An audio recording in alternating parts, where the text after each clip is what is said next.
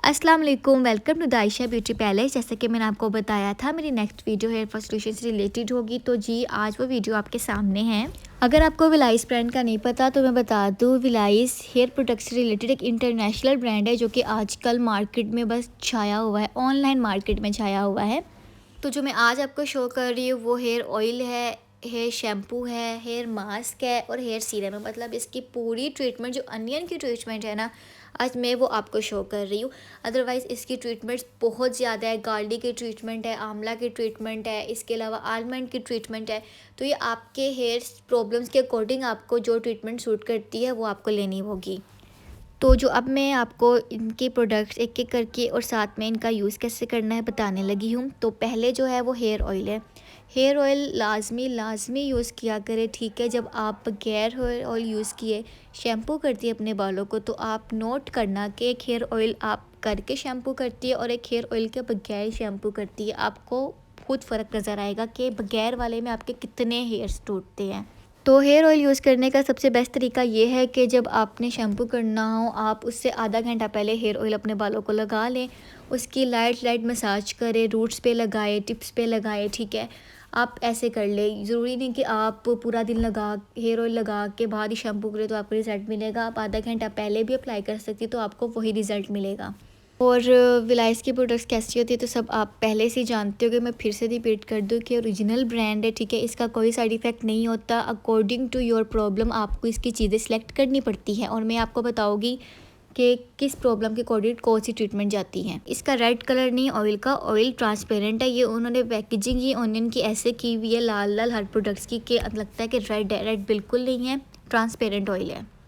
तो जी ये था हेयर ऑयल। अब मैं आपको शो करने लगी हूँ शैम्पू। इसकी ट्रीटमेंट में जो हेयर ऑयल के बाद आप शैम्पू यूज़ करते हैं, शैम्पू कैसे यूज़ करना है ये तो मुझे बताने की ज़रूरत नहीं है। लेकिन यहाँ मैं कुछ पॉइंट्स क्लियर कर दूँ जो गर्ल्स बहुत मिस्टेक करती है कि ये मेडिकेटेड शैम्पू है, ठीक है। आपने इसको रोज़ यूज़ नहीं करना। अब जैसे कि समर आ रहा है तो अगर आप रोज़ भी नहाएंगे तो आपने शैम्पू नहीं यूज़ करना। आपने जस्ट तीन दिन शैम्पू यूज़ करना है हफ्ते में, क्योंकि जितनी मर्ज़ी अच्छी प्रोडक्ट हो उसका ज़्यादा यूज़ आपको नुकसान ही देता है। इसलिए जो चीज़ आप यूज़ करते हैं आपने ध्यान रखना है कि ना आप उसका ज़्यादा यूज़ करें, ना ही इतना कम कर दें कि आपको रिज़ल्ट ही ना मिले। तो जो शैम्पू का कलर है ना वो वाइट क्रिस्टल ग्लिटर नहीं होता, उस टाइप में आता है। बहुत ही प्यारा कलर है, बिल्कुल ट्रांसपेरेंट नहीं है, वाइट ग्लिटरी लुक के देते हैं।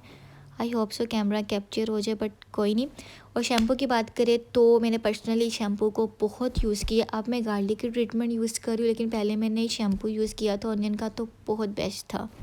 और अब आते हैं हेयर मास्क की तरफ। जैसे कि मैंने आपको पहले भी बताया हुआ है कि हर हेयर मास्क रूट पर लगाने वाला नहीं होता और हर हेयर मास्क को अप्लाई करने का तरीका भी सेम नहीं होता। तो इस हेयर मास्क को कैसे यूज़ करना है मैं आपको वो बता देती हूँ।